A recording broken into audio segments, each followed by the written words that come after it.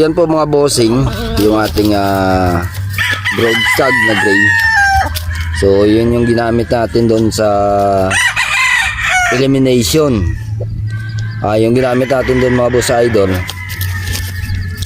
isang pure gray, isang nakakross sa Possum, at saka isang nakakross sa Boston.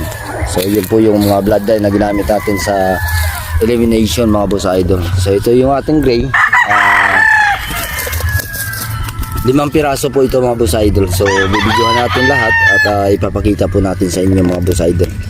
So ito po yung Harold Gray, regular gray lang po ito mga boss idol, straight comb po sila. So yan po mga bossing. So sa mga nagtatanong po mga boss idol kung anong dadalhin natin dun sa expo, sa parating na expo, wala pa tayong ano dun kung anong dadalhin natin dun mga boss idol. Siguro pero posible po magdadala tayo ng mga baby polit mga bossing idol. So ito po yung isa po itong 5K sweater. So yan po yung mga bossing yung ating 5K sweater. So yan po mga bossing. Yan po yung ating 5K sweater, 2 piraso na po ito mga boss idol. Saka po yung ating broadstag na Boston, 2 piraso lang din po ito mga boss idol. So bukas po meron tayong finals, no? Finals tayo. Score natin doon 4 wins, 2 loss. So yun po yung ating score mga bossing. So sana bukas madagdagan pa yun na papasok tayo doon mamaya sa kabila. So titingnan natin kung hindi tayo makakadisturbo at magbibideo tayo ng mga ilalaban natin bukas. So ito pa po mga bossing ang isang ating 5K sweater. So yan po yung ating isang 5K sweater. So dalawa lang po ito mga bossing yung ating 5K. Ayan. So ito pa po mga boss idol yung ating gray. So, ito po yung ating regular gray. Yan po mga bossing mga idol. Napakaganda po nito mga bossing. Kung lalaban nyo sila ay doon talaga sa kak mga boss idol. So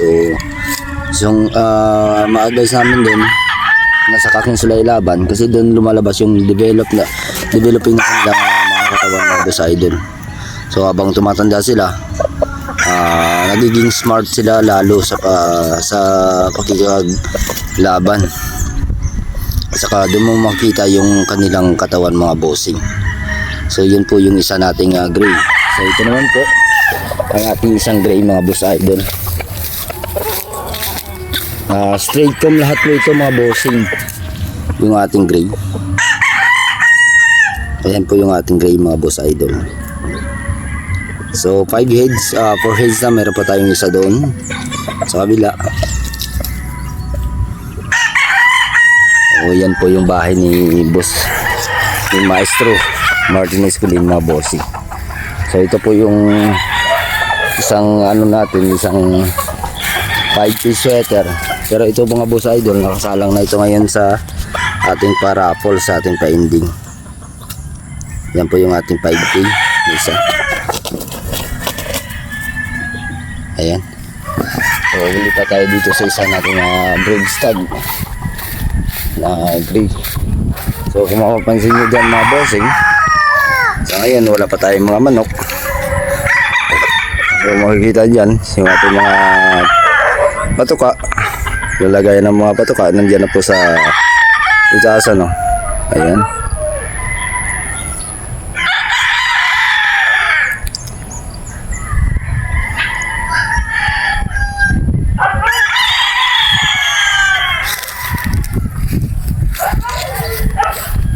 So po yung isa nating gray na boss idol.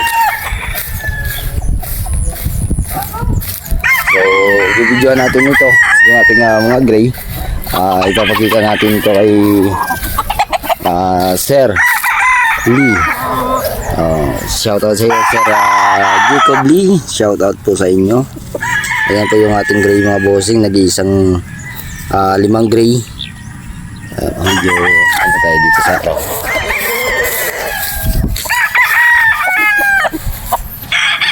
ayan.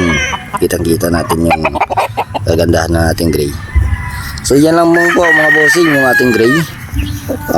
Straight comb. Yung kanyang height ay regular station po mga boss idol. Ayan. So may sasalang pa tayo dun bukas, isang pure din na gray. So dark lead din mga boss idol. Ayan. So sa mga nagtatanong mga bossing kung anong dadalhin natin sa expo, so wala pa tayong update. 19 pa po natin malalaman kung anong mga dadalhin natin sa expo. So hanggang dito na lang po yung ating video mga boss idol, at maraming salamat po sa patuloy ng pag-support sa aking munting YouTube channel mga boss. God bless po sa lahat.